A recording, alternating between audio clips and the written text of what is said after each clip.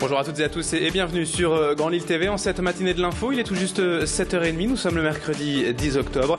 Voici le journal préparé par l'ensemble de la rédaction ce matin pour un tour complet de l'actualité de la métropole lilloise en images et en 7 minutes.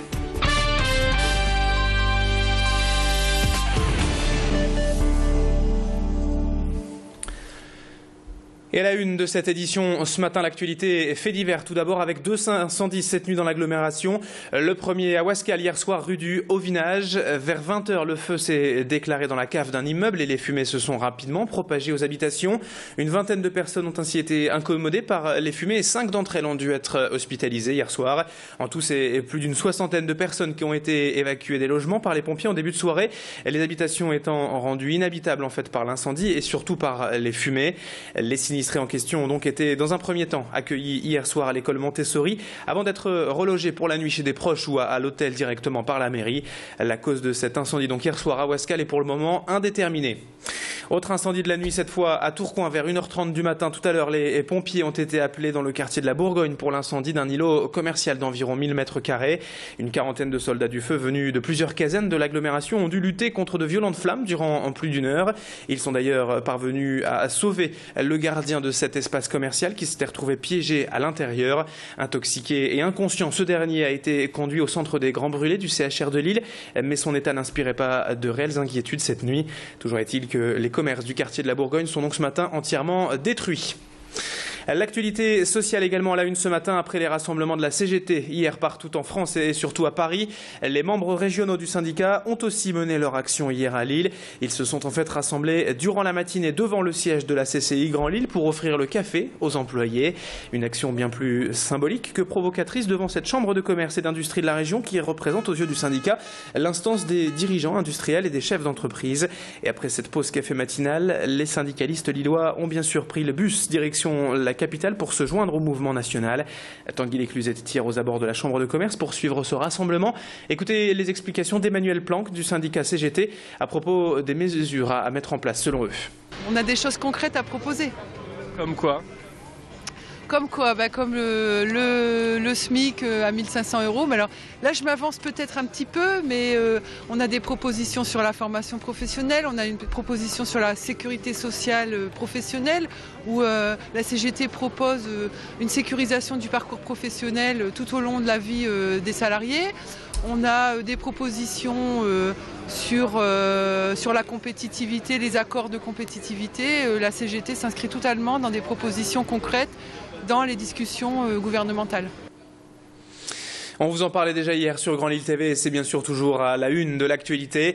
L'opération Octobre Rose pour sensibiliser au dépistage du cancer du sein se poursuit et hier c'est le personnel du centre hospitalier de Roubaix qui a organisé une grande marche depuis la maternité Paul Gélé vers l'hôpital Victor Provost via le centre commercial Marc-Arthur Glen. Une centaine de femmes ont ainsi formé dans les rues un grand ruban rose, le symbole de cette opération et du dépistage pour rappeler encore et toujours qu'il est primordial de se faire dépister régulièrement car le cancer du sein peut très bien être soigné s'il est découvert assez tôt. Le personnel de santé qui constate en fait que les femmes ont bien souvent peur du dépistage par crainte des traitements éventuels par la suite comme la chimiothérapie évidemment. Macha Grunessen a donc suivi cette marche hier à Roubaix. Écoutez le témoignage de ces quelques femmes. Le cancer du sein est une maladie qui peut très bien se guérir si elle est découverte tôt. On espère justement que les dames iront se faire dépister. Après, c'est aussi faire connaître ce que propose l'hôpital de Roubaix en termes d'accompagnement et de dépistage. Donc on espère aussi qu'on aura un retour à Air Cancer particulièrement qui est ouvert du lundi au vendredi au centre hospitalier où là il y a une dame qui peut venir vous accompagner dans vos démarches, vous expliquer comment ça se passe, répondre à vos questions, vous rassurer parfois.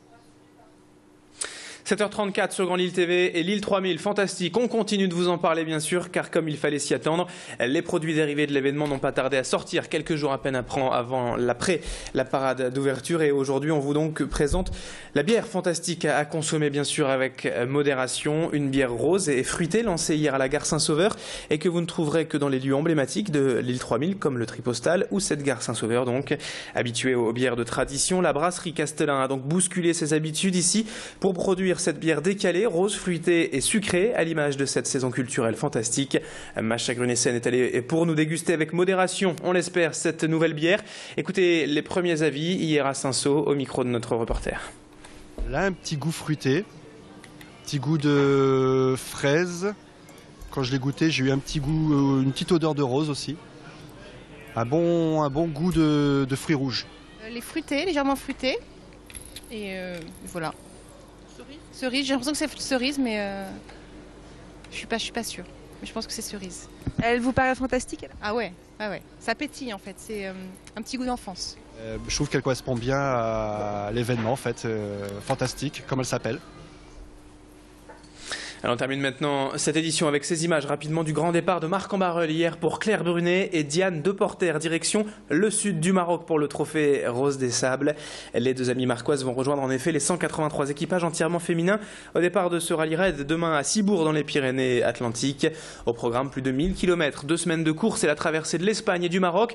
Et à leur arrivée en Afrique, elles remettront des dizaines de fournitures scolaires à l'association Les Enfants du Désert, car ce trophée avant la compétition a bel et bien un but humanitaire. Leurs familles et leurs amis étaient là bien sûr hier pour les encourager avant leur départ de Marc hier soir. Le départ réel de la course en tout cas ce sera ce dimanche et on ne manquera pas de retrouver ces filles du désert à leur retour dans le Nord dans une quinzaine de jours. 7h36 sur Grand Lille TV, il est maintenant le temps de faire un point sur la météo et sur l'infotrafic. Restez avec nous, météo et trafic c'est dans un instant.